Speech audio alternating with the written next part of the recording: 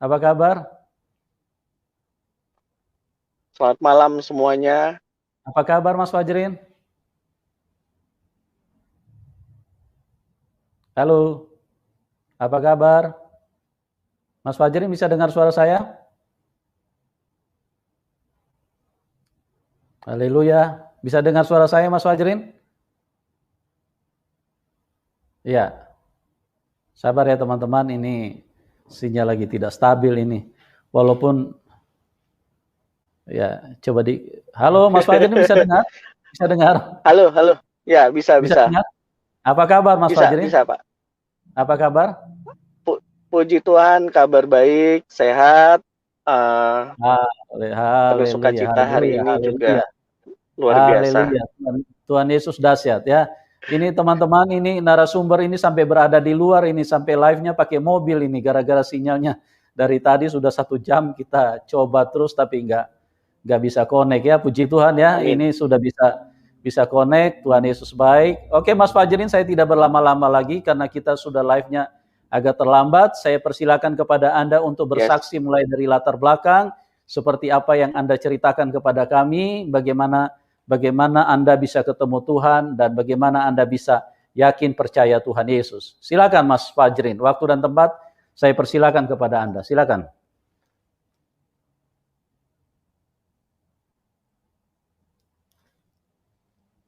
Ya, Mas Fajrin, bisa dengar saya Mas Fajrin? Ya, teman-teman ini masih agak lemot lagi nih. Mas Fajrin bisa dengar saya? Halo, Mas Fajrin? Ya, ya sebentar ya teman-teman ya, kita coba hubungkan kembali. Ya, ya beliau setelah menerima Tuhan Yesus, keluarga tidak mengakui beliau lagi, bahkan sempat artinya diusir dari rumah, tidak boleh tinggal di rumah orang tua, dan juga banyak hal tekanan yang begitu berat yang harus dipikul oleh Mas Fajrin karena akibat konsekuensi dari percaya Tuhan Yesus. Percaya Tuhan Yesus bukan hal yang mudah, ya, karena memang sejak dari semula dari Taman Eden, iblis itu tidak suka kalau manusia itu menerima Tuhan, ya. Jadi bagaimanapun iblis akan berusaha untuk menghalangi supaya jangan sampai keselamatan yang Tuhan sediakan itu bisa menjadi milik daripada manusia. Dari Taman Eden, dari permulaan hidup manusia, iblis telah berhasil mencegah Adam dan Hawa sehingga mereka pada saat itu terkapar dan jatuh ke dalam kuasa dosa karena apa yang difirmankan Tuhan itu diabaikan oleh Adam dan Hawa karena berita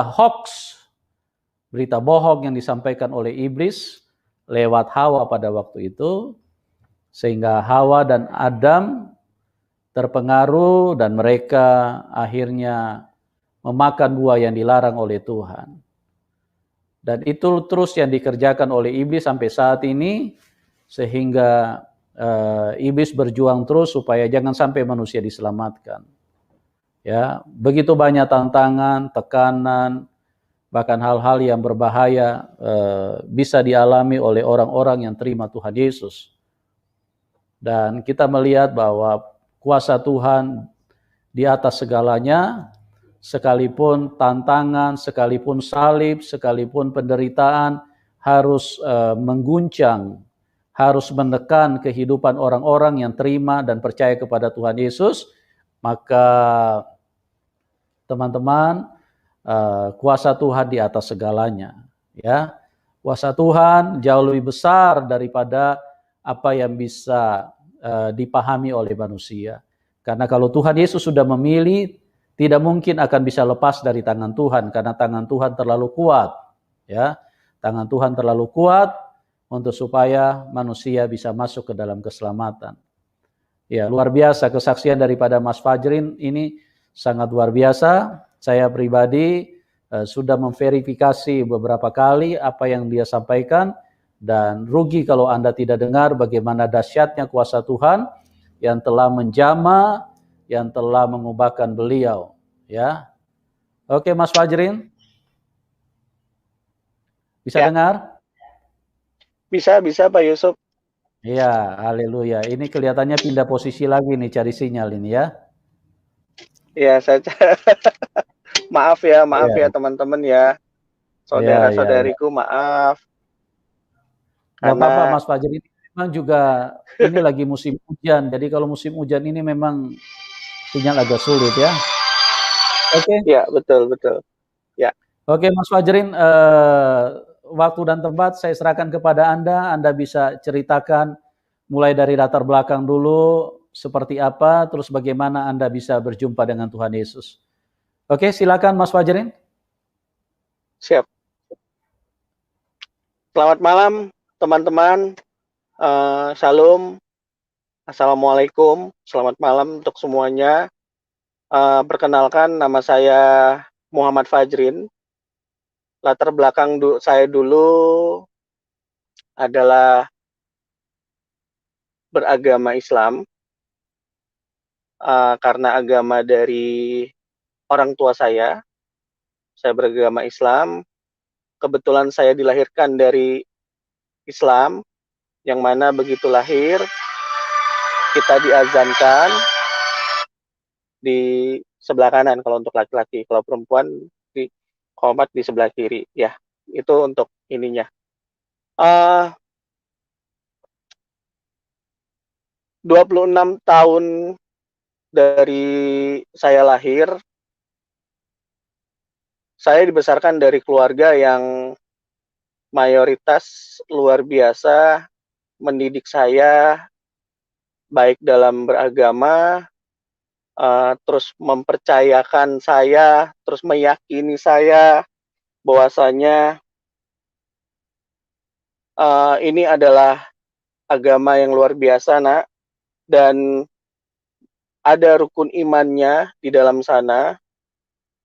Ada 6 rukun iman dengan 5 rukun Islamnya juga ada di dalam sana. Saya diajarkan banyak hal, mulai dari sholat 5 waktu, mulai dari baca Iqra, sampai dengan naik levelnya baca Al-Quran. Nah, berjalannya waktu saya masuk sekolah di Muhammadiyah karena kami kepengen itu keluarga itu juga paham akan agamanya lebih baik lagi. Jadi saya masuk sekolah Muhammadiyah. Di sekolah Muhammadiyah saya belajar sama guru saya diajarkan tentang norma-norma Islam yang luar biasa, yang sangat-sangat baik, sangat bagus, menuntun saya, menjadi pedoman saya. Nah, setelahnya saya di sana bersekolah, sambil saya juga mencari di luar, saya ke beberapa masjid, dan memang ternyata juga Muhammadiyah ini ajarannya luar biasa. Karena kenapa saya bilang luar biasa? Karena dia tidak ajaran yang tidak mengikuti tradisi.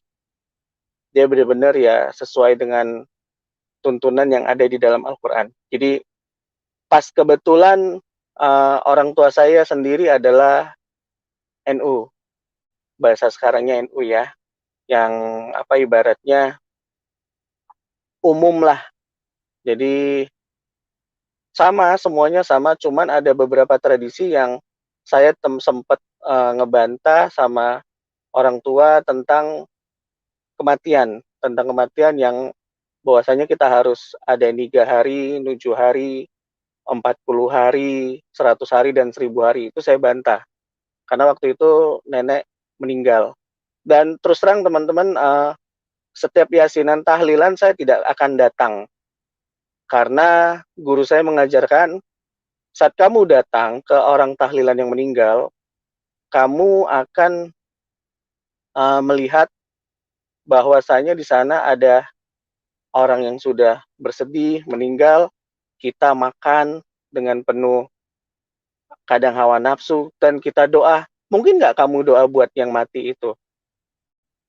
Saya bilang, ya nggak juga sih, saya datang kadang niat saya juga untuk makan, saya bilang.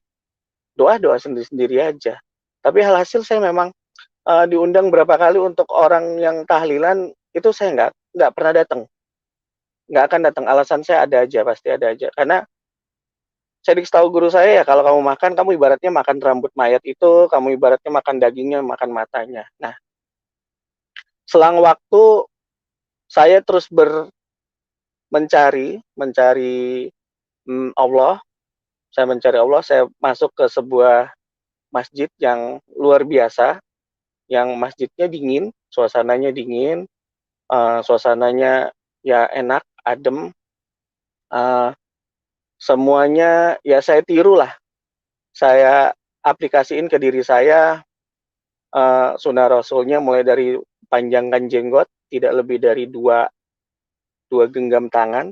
Saya hanya sepanjang ini, tapi nggak pernah sampai segini sih. Saya paling segini batasnya. Terus pakai celana ngatung di atas mata kaki. Nah, saya ikutin, saya pahamin.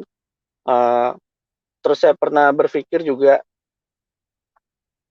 kok keningnya pada hitam-hitam, pada ada yang biru, ada yang sampai ungu ya.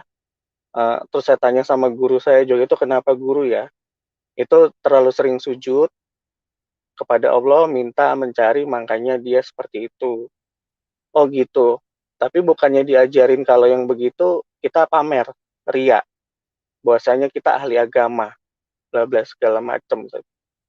Ya balik lagi kata guru saya, sudah saya bilang. Nah, alhasil saya bekerja di dunia kosmetik, teman-teman, yang mana pergaulannya membuka pikiran saya lebih maju, membuka suasana pergaulan saya yang tadinya hanya di ruang lingkup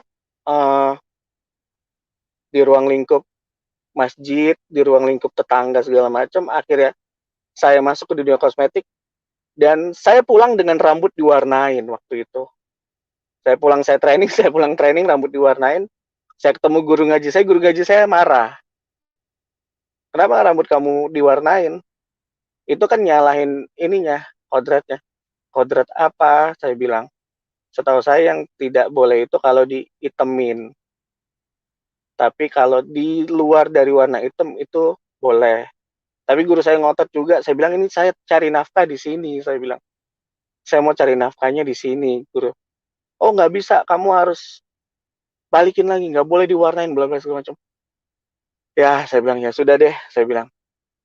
Nah, singkat cerita, saya bergumul pada diri saya, kenapa sih orang tua saya sangat pengen saya ini mengenal Islam lebih jauh.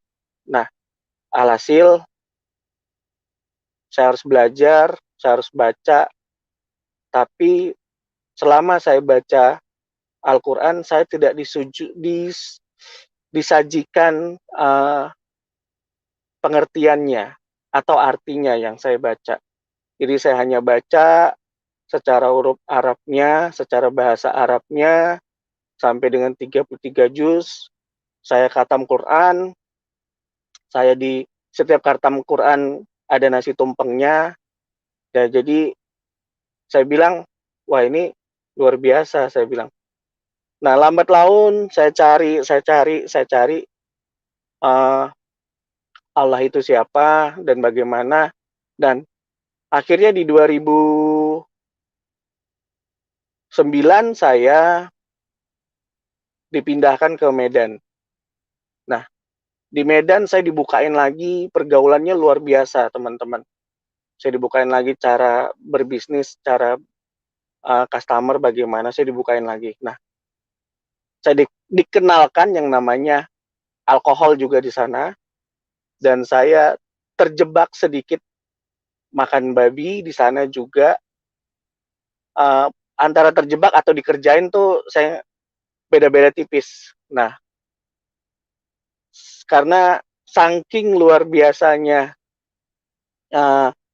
diajak ke sini, saya udah enggak, dan saya bilang enggak lah, enggak, itu haram, itu enggak bisa, itu bukan ajaran saya, dan itu mohon maaf ya bagi umat Nasrani, saya bilang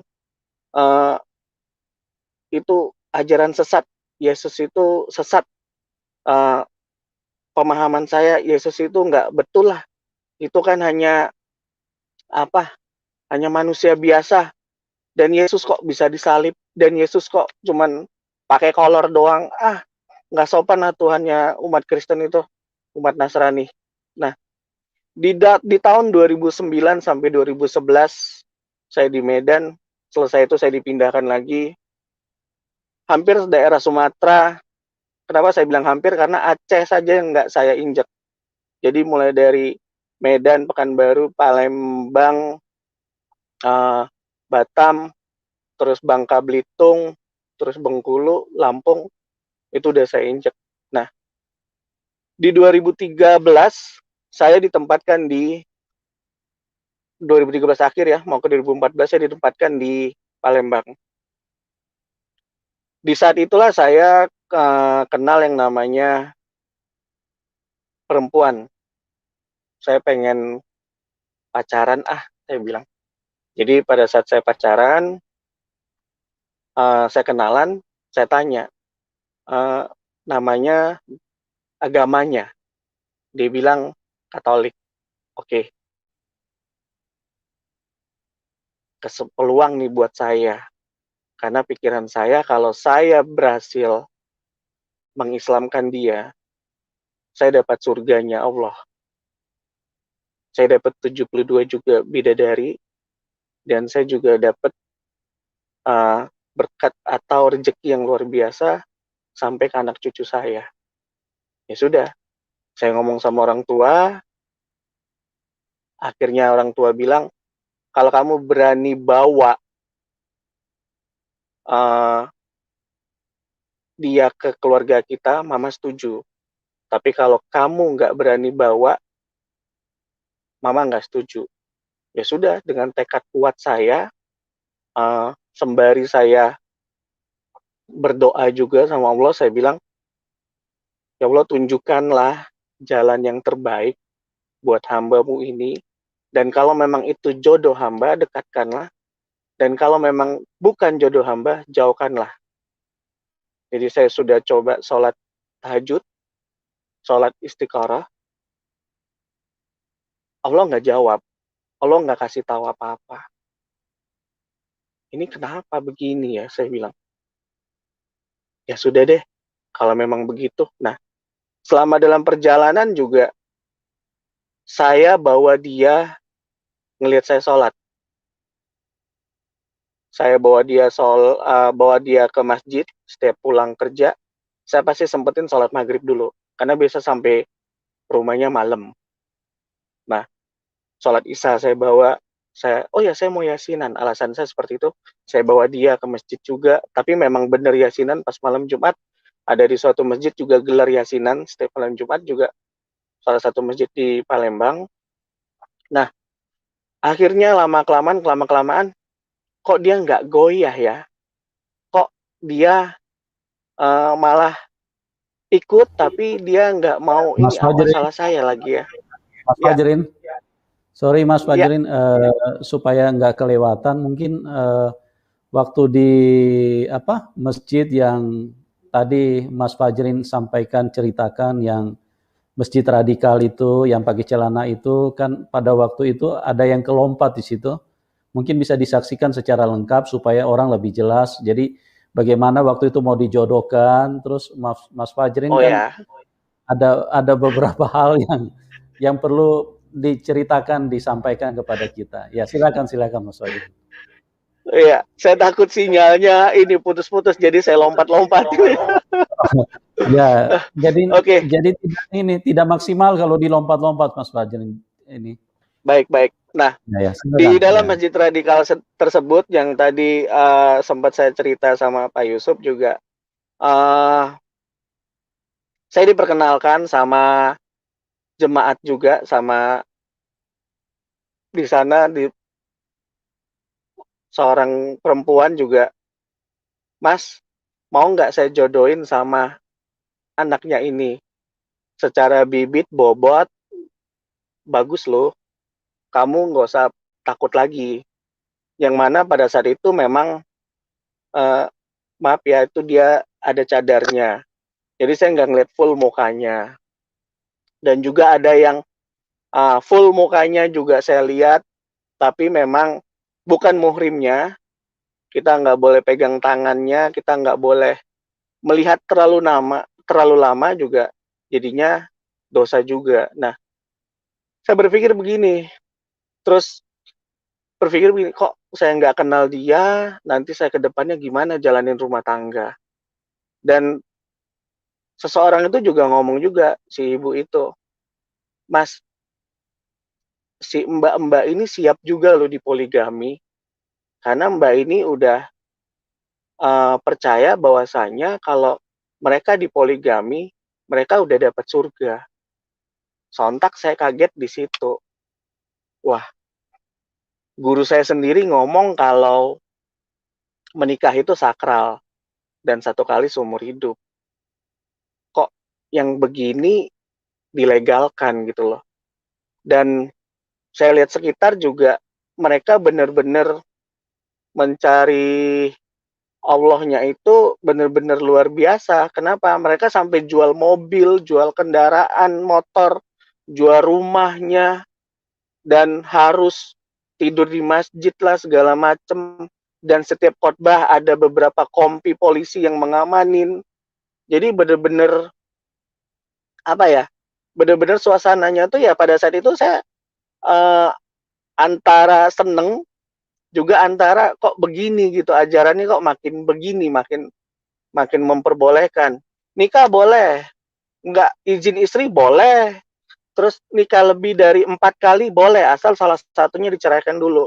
Jadi unlimited buat laki-laki pernikahan itu. Mau 1 2 kali nggak izin istri nggak masalah. Nah, balik lagi di hati nurani saya bilang, kalau nikah terus, ntar yang sudah-sudah gimana? Nah, apakah ini disebut perzinahan yang dihalalkan? Nah, berzina supaya halal, ya kamu nikahlah. Nikahnya seperti apa ya? Nikah sirih lah. Nikah yang seperti, yang penting ada saksi dari kedua belah pihak, sah. Saksinya nggak perlu dari keluarga terdekat juga sah. Sah secara agama, tapi tidak sah secara hukum. Nah, makin bergumul saya, makin ya udah saya carilah sendiri.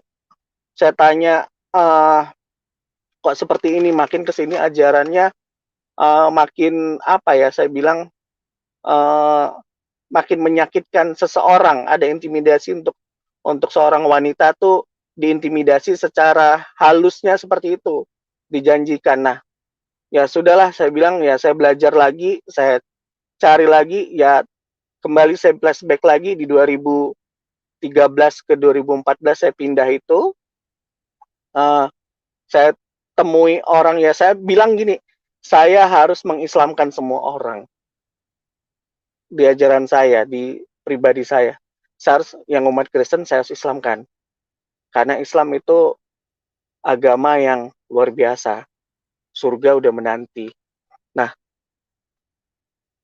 setelah itu berjalannya waktu, saya pikir juga ini juga udah nggak nggak sesuai sama hati nurani saya. Ya sudahlah. Jadi masjid itu saya tinggalin. Masjid itu saya tinggalin.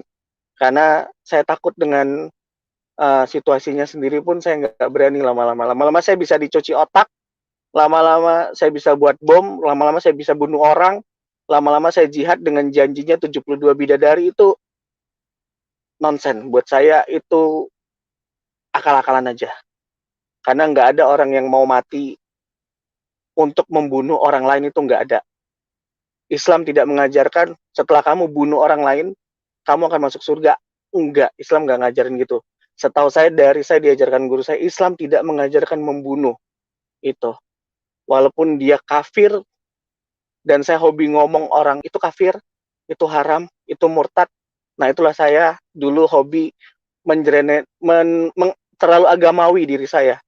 Jadi saya selalu bilang Kristen itu kafir, udah murtad segala macam lah saya sebutnya. Nah, setelah saya berdoa kembali, mencari lagi Allah itu saya cari, saya sholat 5 waktu saya kerjakan sesuai dengan rukun Islamnya, terus sesuai dengan rukun imannya. Saya percaya sama Allah, saya percaya sama kitab sucinya, saya percaya sama malaikat, saya percaya sama hari kiamat, itu saya percaya sekali, saya percaya. Karena itu ada 6 rukun imannya, saya percaya. Nah, di 2013 setelah saya pindah akhirnya 2013 ke 2014 saya ketemu tadi perempuan ya teman-teman ya, perempuan yang beragama Nasrani atau Katolik ya, dan dia bicara seperti dia nggak pernah bilang agama dia baik, nggak pernah bilang. Dia nggak pernah bilang ke saya Yesus saya baik, nggak pernah bilang. Tapi saya yang ngotot untuk kejar dia, supaya masuk, tarik ke saya. Saya harus Islamkan dia segera. Nah, singkat cerita, saya didatangin mimpi, atau bermimpi lebih tepatnya ya teman-temannya. Saya nggak tahu itu siapa, karena dia pakai jubah putih, berjubah putih, mukanya disinari. Saya pikir itu nabi saya, junjungan saya. Nabi saya datang. Nabi saya, wah, saya didatengin nabi, saya didatengin orang suci, luar biasa nih saya didatengin. Tapi saat itu dia ngomongnya, datang di mimpi saya itu dia ngomongnya, akulah jalan dan kebenaran dan hidup. Tidak ada seorang pun yang datang kepada Bapa kalau tidak melalui aku. Aduh, saya bilang, ini siapa? Karena di Al-Quran nggak ada bicara seperti itu. Di Al-Quran nggak ada bicara seperti itu, dan guru saya juga nggak pernah bilang seperti itu. Saya cuekin mimpi itu, saya anggap itu hanya mimpi. Saya jalan lagi, saya jalanin hidup saya ya, sholat 5 waktu, sholat sunnah juga, puasa Senin Kamis, saya bawa juga pacar saya, puasa di bulan Ramadan juga, saya bawa, saya full, dianya karena haid, dia nggak bisa full, saya bawa juga, supaya karena kami kita ngekos, kita dari perantauan juga, supaya hemat juga salah satunya. Saya bilang, kita menghemat, kita dapat amal, kita dapat berkat, kita dapat sehatnya, karena puasa itu sehat. Ya udah dia ikutin semuanya. Dan saya yakin dia akan ikut saya. Nah, beberapa bulan kemudian, mimpi itu datang lagi teman-teman. Datang lagi sosoknya, datang lagi. Sosoknya datang lagi luar biasa. Sosoknya datang lagi yang berjubah putih tersebut dengan muka yang bersinar, kata-katanya tetap sama. Akulah jalan dan kebenaran dan hidup. Tidak ada seorang pun yang datang kepada Bapa kalau tidak melalui aku. Saya makin takut, saya kaget lagi. Saya bilang, ini siapa sebenarnya? Apakah ini setan, apakah ini jin? Karena saya pernah melihat jin atau melihat setan, itu bentuknya nggak kayak gini. Bentuknya kayak leak, gigi atas bawah panjang, kiri mukanya sebelah hitam, sebelah merah, rambutnya panjang. Duduk di atas meja belajar saya. Dan itu saya usir, dia nggak mau pergi-pergi. Jadi akhirnya saya bilang, ini siapa sih sebenarnya? Saya cerita sama mama, akhirnya saya cerita sama mama, saya cerita sama mama, saya bilang, Mah, saya mimpi. Saya mimpi didatangin jubah putih, ngomongnya begini, saya bilang, akulah jalan kebenaran. Wah, itu setan, nak. Itu jin, nak. Kamu diguna-guna ini. Makanya, mama udah bilang, jangan pacaran sama yang di luar Islam. Kamu udah masuk ininya. Kamu udah kena, nak. Udah, kamu udah kemakan. Kalau bahasa kemakan tuh berarti kayak udah kena apa ya? Kayak udah kena guna-guna lah, kayak udah kena pelet. Nah, kayak udah kena pelet. Kamu udah kena pelet, nak. Kamu di Rukiah deh. Kamu di Rukiah, kamu pulang Rukiah. Jadi saya pulang, saya minta di Rukiah 1, 2, 3, 4, 5, 6 kali saya Rukiah, saya marah. Ke-6 kalinya selesai saya marah. Mah, kalau di Rukiah seperti ini, saya juga bisa. Kenapa saya bilang saya juga bisa? Ini Rukiah atau apa ya? Rukiah atau money laundry, bayaran. Saya bilang cari duit, cari untung. Kita ini lagi susah loh. Kita lagi susah, lagi minta pertolongan, kita lagi cari tahu apa yang ada dalam diri kita. Kalau kita nggak muntah, kita dimintain 150.000 mah.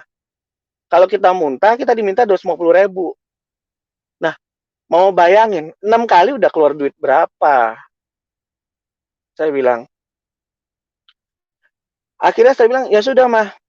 Kalau begitu cuman pakai sarung tangan, pakai tab, ayatnya aja di situ, saya baca, saya juga bisa rukiah orang kalau gitu.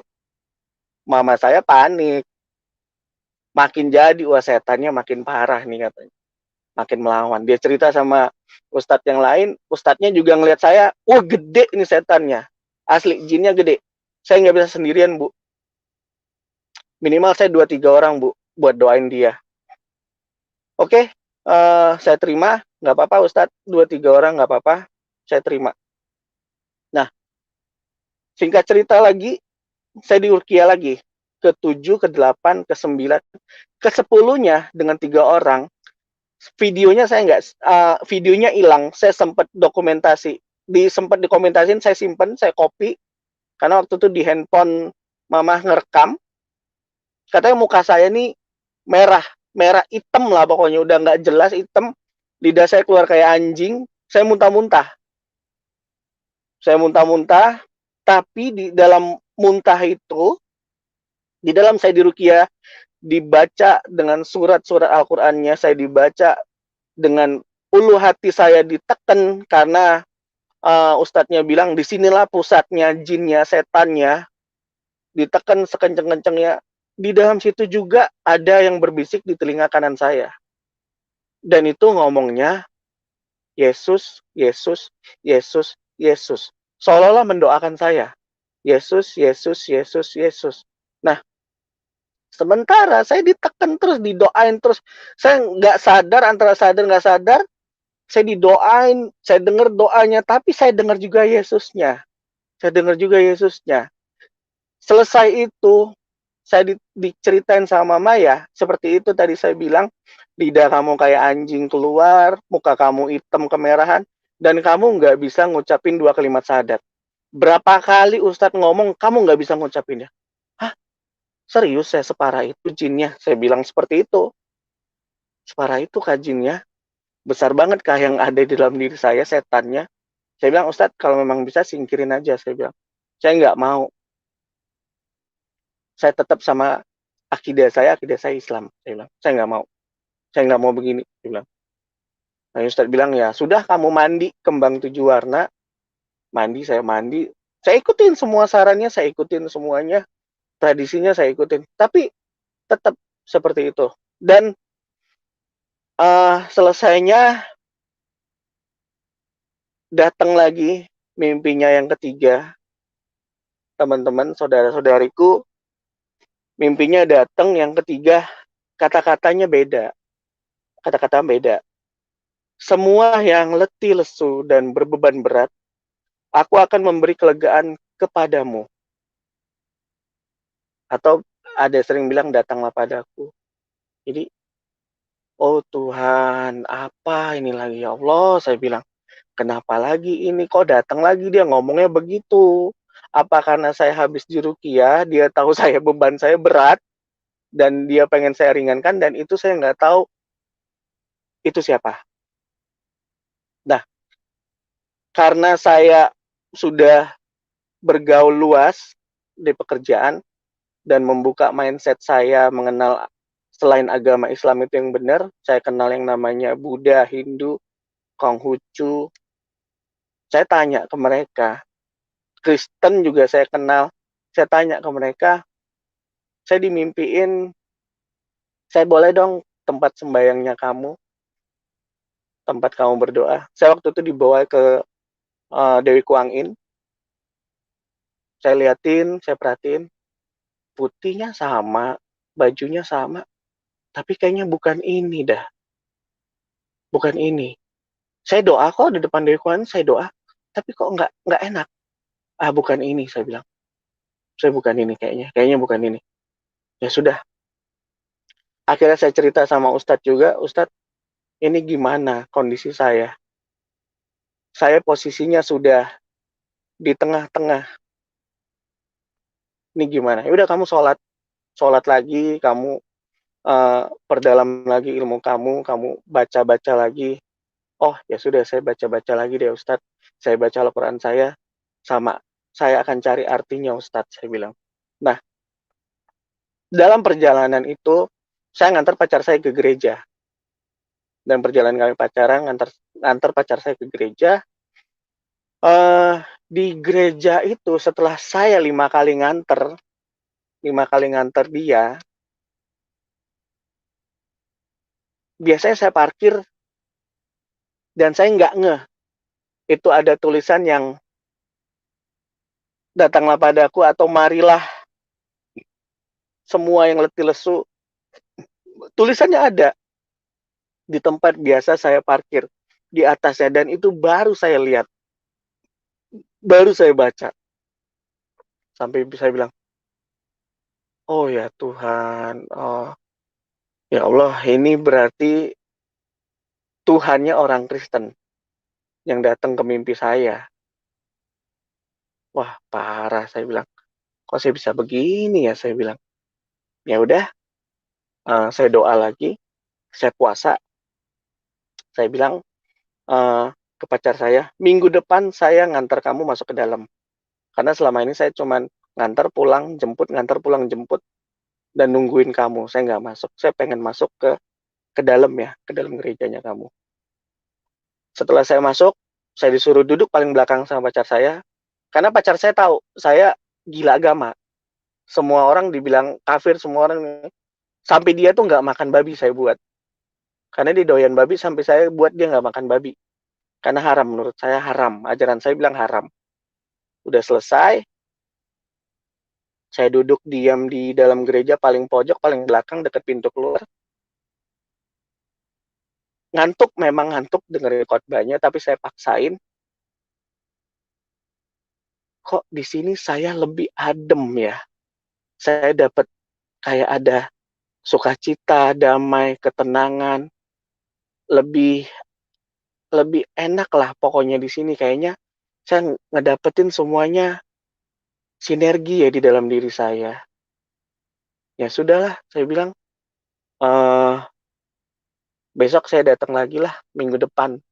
Nah, teman-teman tahu, di dalam pergumulan itu, kembali saya nanya ke pacar saya cerita, akhirnya dia bilang, weh, kok bisa? Coba temui Romo. Kebetulan dia memang Katolik ya teman-teman. Saya temuin Romo, saya tanya sama Romo, Romonya kaget dengar cerita saya. Wah, kamu udah kepilih mas, kamu udah dipilih dia mas. Dia itu siapa mo? Yesus. Yesus itu siapa mo? Tuhan. Nah, bukannya itu dia Nabi Isa mo? Enggak, itu Tuhan. Tuhan yang menyerupai manusia, yang turun ke bumi, yang bukan turun, yang dilahirkan katanya. Ah, yang bener, saya bilang. Enggak lah mo, enggak mungkin mo. Ya udah, kalau mas mau pergi silakan, enggak apa-apa. Tapi kalau mas didatengin lagi, mas jangan kabur katanya.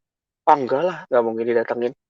Saya cerita sama Ustadz, setelah saya habis sholat zuhur, saya ketemu Ustadz yang imamin saya. Saya tanya Ustadznya, oh itu setan mas, itu jin. Kamu nggak bisa seperti itu katanya. Kamu harus rajin sholat segala macam. Nah, teman-teman, yang saya bilang ya sudahlah, saya bilang saya akan cari. Akhirnya saya tanya lagi ke pendeta, saya cari pendeta, ternyata pendeta bilang ya itu Tuhan. Udah nggak bisa lari kamu.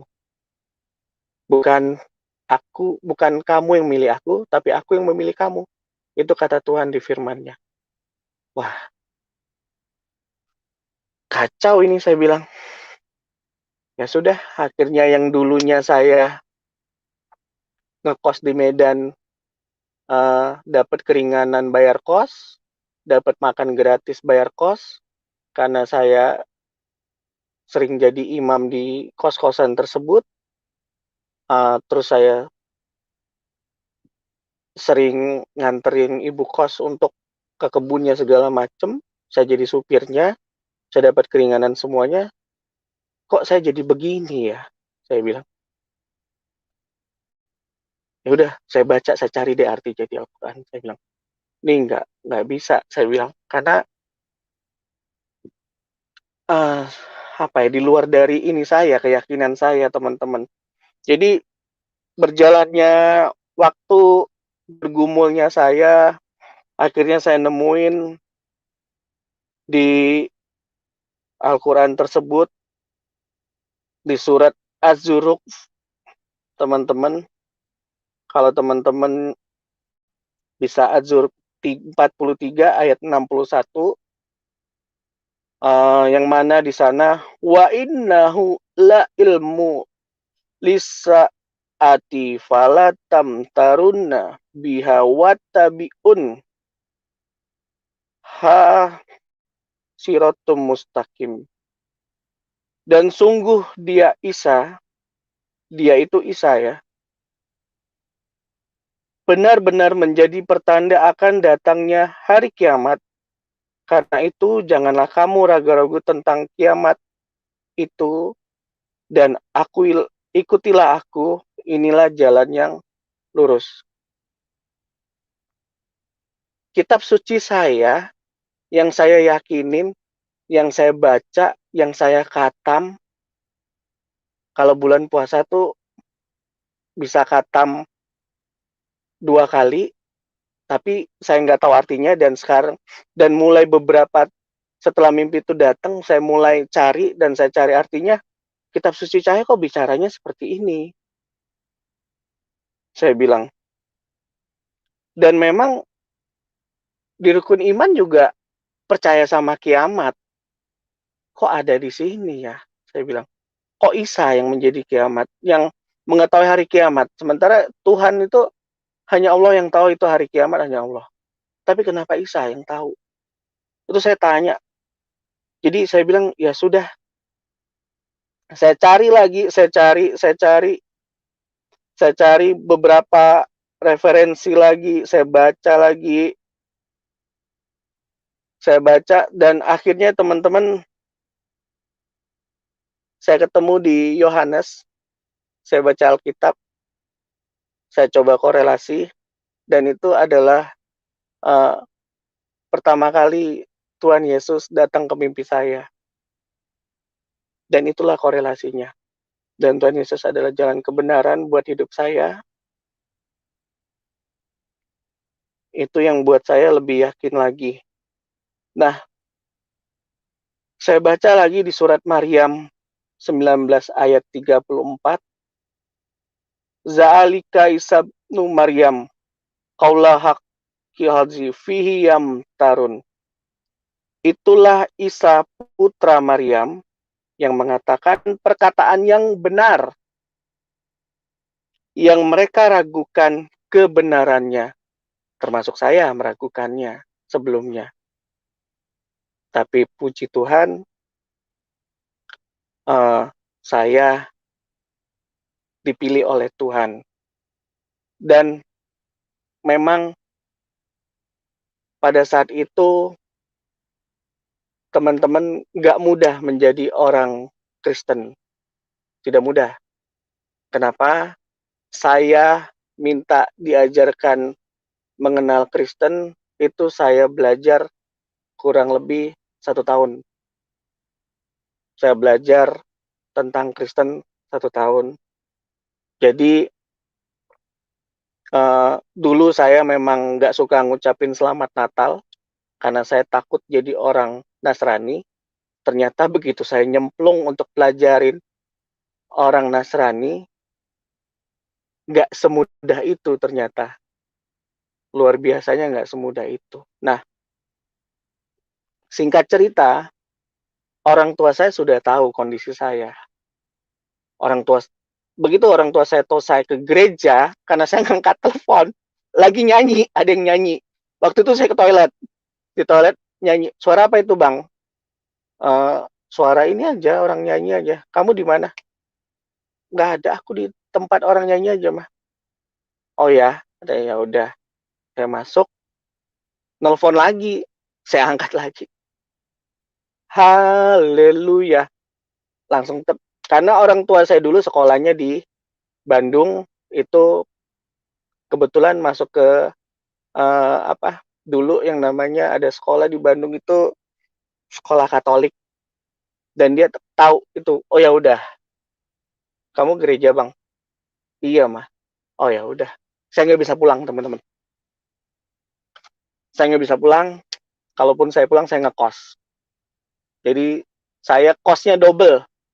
Di Palembang ngekos, saya pulang ke tempat saya juga saya kos. Karena sudah nggak diterima, teman-teman. Oke, singkat cerita 2016, saya minta ke orang tuanya si perempuan untuk menikah.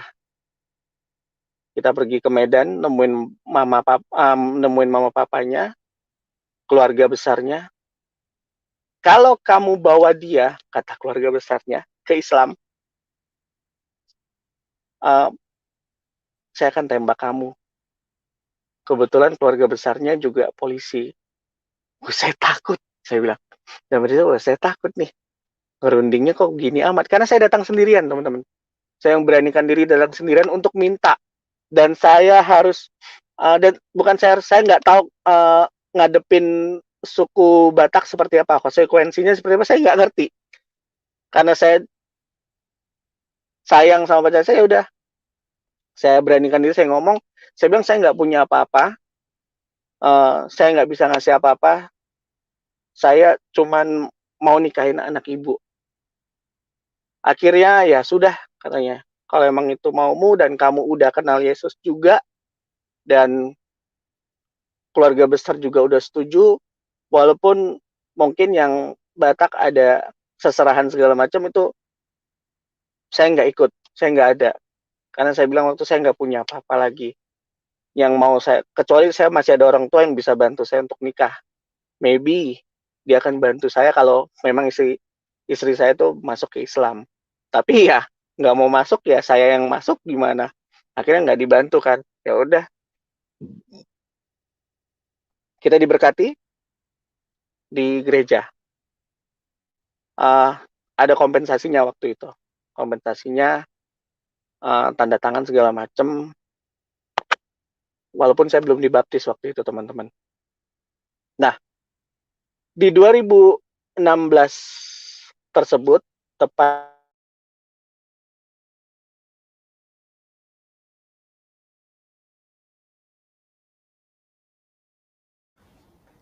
Halo, Mas Fajrin.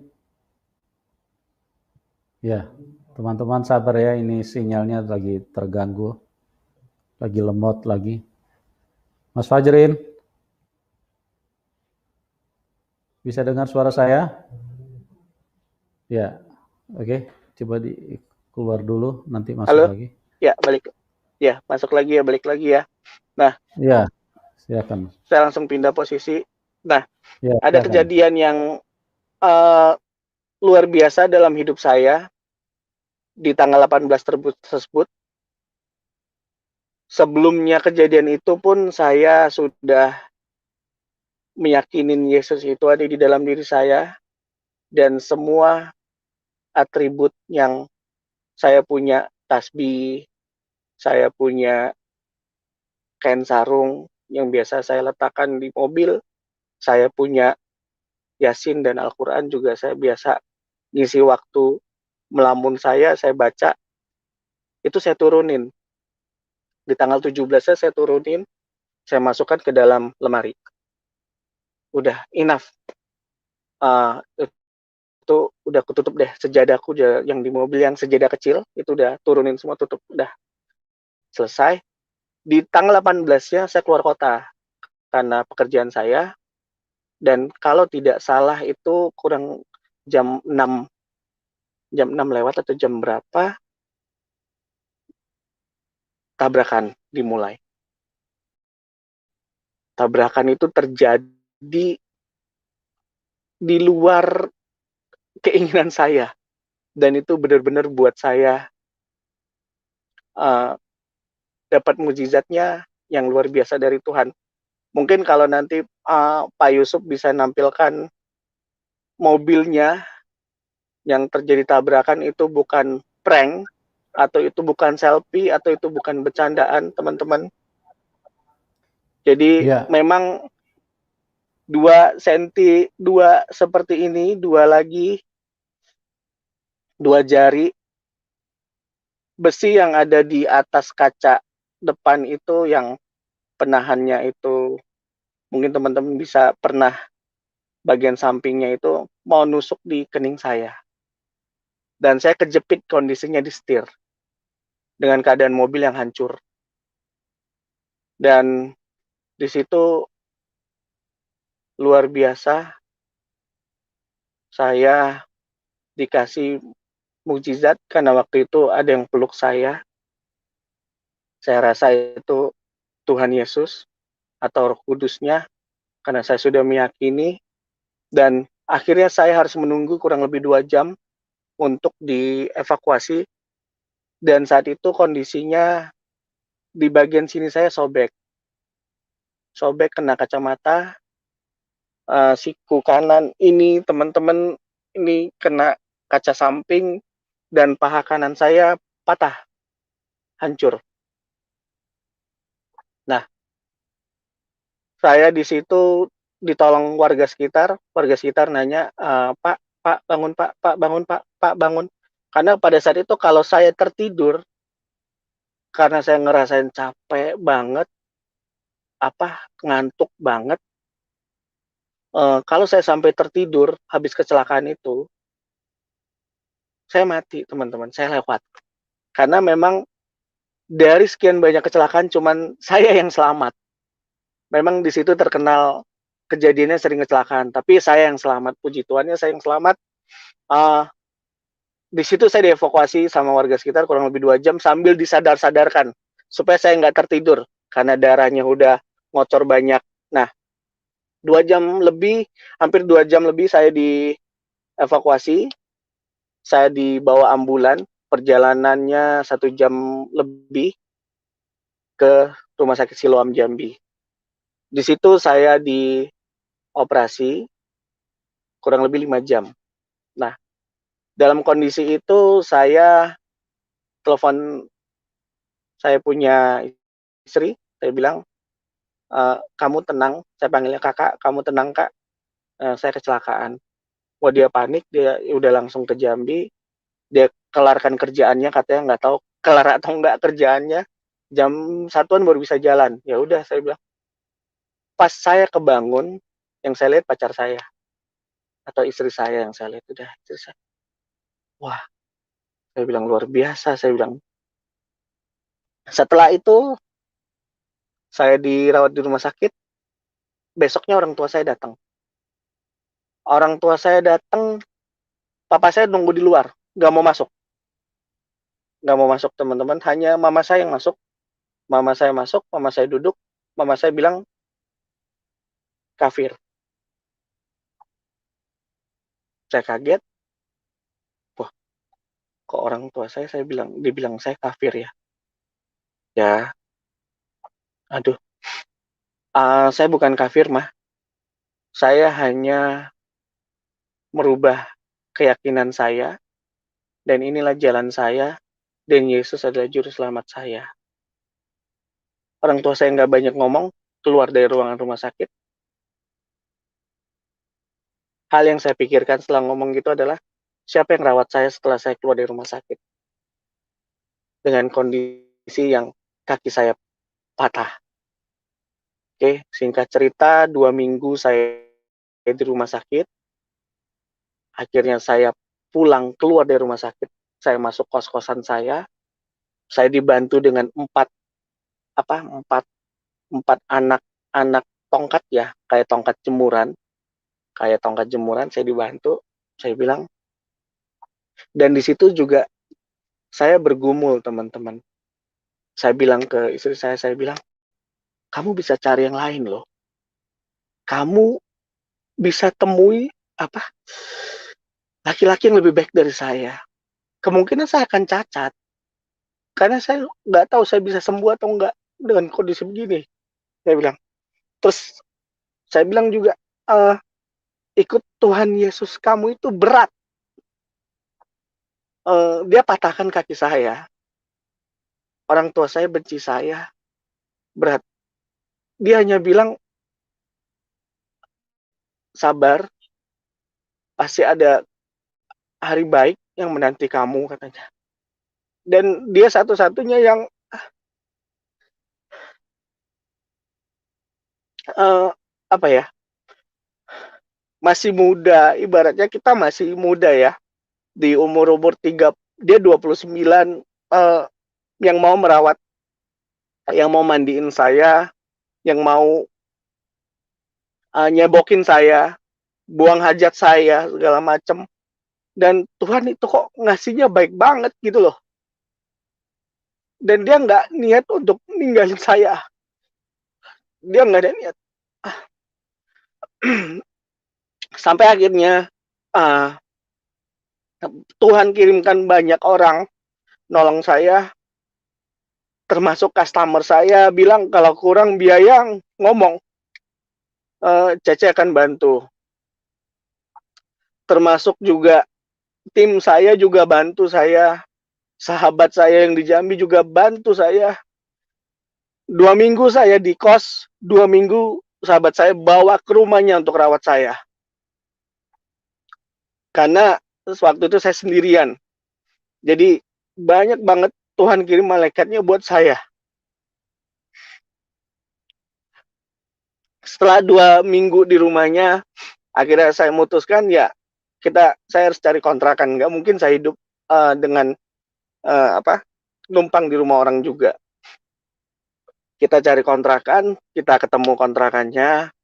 Akhirnya istri saya rawat saya dengan keterbatasan saya, pakai tongkat, pakai kursi roda, dan dia bilang, sampai kapan kita harus dikasih nih orang untuk makan? Lapar, kita nunggu orang datang ngirim. Terus waktu itu nggak ada Gojek ya teman-teman, belum ada Gojek. Kamu harus minta tolong timmu, minta tolong temanmu kirimin makanan. Sementara kita udah lapar, tapi terkadang temanmu, timmu nggak bisa secepat yang kita inginkan. Alhasil di situ saya diterapi juga sama dokter. Saya bilang saya pengen cepet jalan deh, dokter, saya bilang. 3 bulan saya pakai tongkat 2, 6 bulan saya pakai tongkat 1, 9 bulan saya lepas tongkat. Saya paksa. Walaupun saat itu saya pernah kunjungan visit ke customer saya masih pakai kursi roda. Saya minta tim saya dorongin. Saya harus deal sesuatu sama customer saya nih. Tolong bantu saya pakai kursi rodanya dorong ke customer, temuin. Nah, di 2018, berjalannya waktu di 2018, saya berdoa sama Tuhan pas di malam Natal. Tanggal 24-nya saya baptis. Saya minta baptis. Karena saya bilang saya udah percaya Yesus. Mau diapain lagi hidup saya ini, saya pengennya mau baptis, saya bilang. Sempat tidak mau juga karena takut gereja dibakar, takut gereja dilemparin. Saya bilang saya tanggung jawab deh. Saya bilang saya tanda tangan, disuruh tanda tangan surat pernyataan A, surat pernyataan B, minta tanda tangan orang tua segala macam. Yang orang tua saya nggak lakuin, karena waktu itu memang kita lost contact sama sekali. Kita nggak teleponan, saya nggak ditelepon, saya nggak di SMS, saya juga nelfon nggak diangkat, SMS juga nggak dibales. Pokoknya masa bodoh lah. Anak itu mau mati kek, mau hidup kek ya terserah lah. Yang penting nggak usah nyusahin kita lah. Mungkin pikiran orang tua begitu. Karena ya orang tua kan masih, dan saya udah menjadi kafir menurut mereka. Nah, murtad juga menurut mereka jadinya. Akhirnya saya bilang, ya sudah, Romo bantu saya baptis. Akhirnya dibaptis sama Romo tanggal 24 2018 saya dibaptis. Tanggal 25 saya berdoa pas di malam Natal. Tuhan, pulihkan hubungan keluarga kami. Lembutkan hati orang tuaku supaya mau angkat telepon aku. Saya tidak mau lagi. Saya sudah hapus kepahitan saya. Saya nggak akan dendam.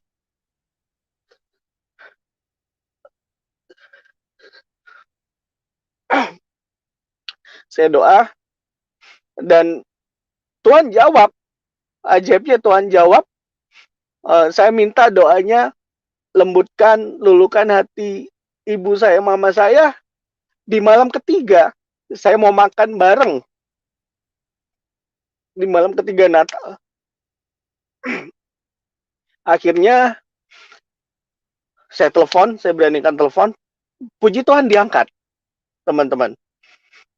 Puji Tuhan diangkat. Dan, halo Ma, halo, ya, suaranya nggak enak, teman-teman. Masih nggak enak suaranya. Mah, boleh nggak malam ini makan? Saya jemput deh. Oh ya, bilang dulu sama papa kamu ya.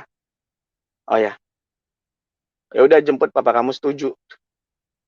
Haleluya, saya bilang.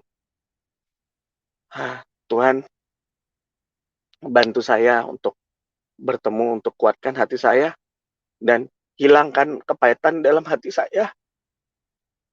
Walaupun waktu itu saya nggak dirawat oleh orang tua saya, termasuk kakak-kakak saya nggak ada yang berani deket, nggak ada yang berani untuk rawat saya, nggak ada. Padahal mereka sudah punya rumah masing-masing, tapi nggak ada yang mau ngerawat saya. Ya sudah, saya bilang, puji Tuhan, alhamdulillah di akhirnya saya jemput orang tua saya, kita makan di Solaria. Di Solaria saya ngomong, istri saya juga ngomong, minta maaf. Orang tua nangis, kita juga nangis, dimaafin. Selesai itu ya biasa, tapi tetap 2 tahun terakhir, 2018, 2019, mereka bicaranya, mama, terutama mama bicaranya, kembalilah dek, kembalilah. Karena kalau kamu nggak kembali, pada saat mama papa meninggal, mama sama papa akan masuk neraka. Mama sama papa tuh di tengah-tengah, nggak mau kemana, tapi ujungnya tetap neraka. Saya cuma jelasin begini, guru saya ngajarin, dosa itu tidak bisa dipindahkan atau dibebankan ke orang lain. Contoh, saya dulu pernah masih akhir balik yang katanya dari kamu orok sampai sebelum kamu sunat, ini yang katanya ya, dosamu mama yang tanggung sama papa, tapi setelah kamu sunat, itu dosamu kamu tanggung sendiri. Nah, jadi iseng nih, saya bilang, berarti bisa dong, saya bilang, dalam hati saya ya, saya main-main sama teman, udah lu ambil dah, lu colong tuh mangga, ntar dosa lu gue yang tanggung. kira-kira saya bisa nggak begitu, saya bilang. Terus mama cuman bilang, ya balik aja lah kamu ke Islam lah. Udahlah dek, Islam tuh udah baik dek. Kan dari lahir kamu udah dibesarkan secara Islam. Ya saya bilang, ma, ini udah jalanku. Dan aku udah nggak bisa balik lagi ke sana. Walaupun aku mati nanti, aku pun tetap matinya dalam Kristus. Teman-teman tahu nggak yang terjadi apa ya? Mama cuman balik badan, ya udah nggak mau ngomong lagi. Akhirnya sempet nggak teleponan, cuman telepon lagi, nggak telepon lagi. Dan di 2019 akhir mau ke 2020 baru itu nggak ada cerita tentang saya disuruh balik lagi ke Islam. Karena apapun yang saya kerjakan, saya pasti dapat berkat dari Tuhan juga. Apapun yang saya usahakan. Jadi saya bilang, saya dipulihkan, mama sudah pulih, hubungan keluarga kami sudah baik. Saya datang ke rumah juga udah diterima, udah boleh tidur di rumah. Apa yang dulu pernah hilang juga sudah kembali. Tuhan balikkan lagi ke diri saya, Tuhan cukupkan lagi. Walaupun kami harus menjalaninya dengan penuh sukacita juga, dan banyak pertolongan tangan Tuhan yang Tuhan kirim melalui orang-orang di sekitar saya, customer saya, semuanya nolongin saya semua. Jadi sekian untuk kesaksian saya malam ini, teman-teman sekalian.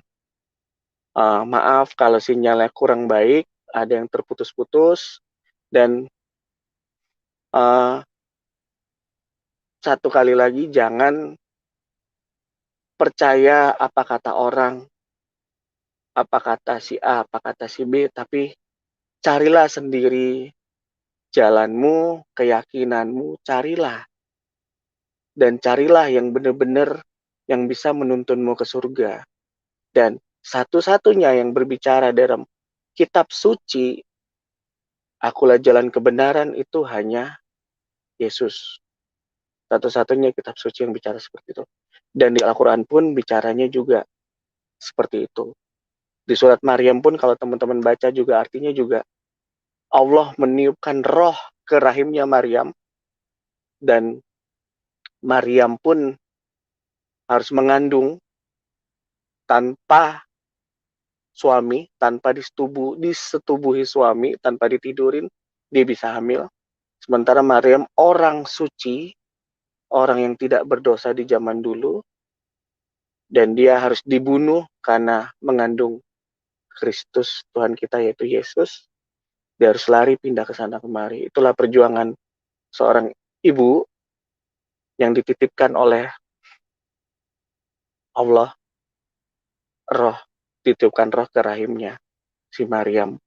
Nah, jadi buat teman-teman, semoga menjadi berkat kesaksian saya.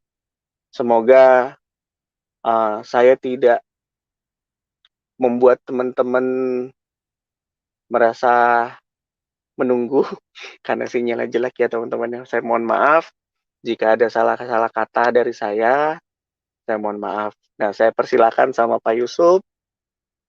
Kesaksian saya udah selesai, Pak Yusuf. Tuhan Oke, Yesus memberkati. Tuhan. Amin. Luar biasa ya, walaupun sinyal lemot, sempat terlambat, tapi Tuhan Yesus tetap Tuhan yang luar biasa karena Tuhan menolong sehingga acara ini bisa berjalan dan kesaksian ini bisa dihadirkan buat teman-teman dan bisa didengar oleh banyak orang. Bagaimana kuasa Tuhan Yesus yang tidak bisa dibatasi oleh tekanan apapun, baik dari orang tua, dari teman-teman, ataupun dari iman, dari keyakinan yang sebelumnya. Tetapi Tuhan Yesus membuktikan bahwa Dia kalau memilih, Tuhan Yesus akan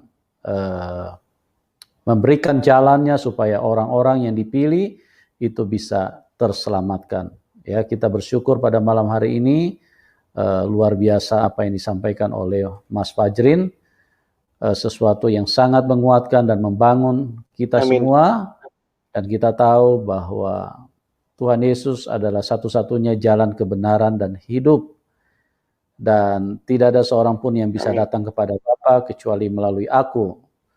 Tidak ada seorang nabi yang Amin. berani berkata seperti itu, tidak ada seorang rasul yang berani berkata seperti itu, karena memang dialah yang membuka jalan itu, karena memang dia Tuhan.